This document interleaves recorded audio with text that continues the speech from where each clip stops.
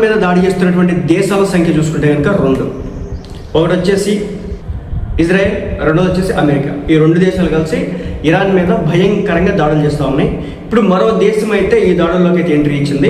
So దీంతో Iran పూర్తి స్థాయిలో సమూలంగా నాశనం కాబోతా ఉందా, ఏమవుతా ఉంది? ఇజ్రాయెల్ యుఎస్ ఈ దాడిలో ఈ యుద్ధంలో విజయం సాధించబోతా ఉన్నారు. సో పశ్చిమాసియా యుద్ధంలో మరో దేశం దిగనుందంటే సమాధానాలు అవుననే వస్తూ ఉన్నాయి.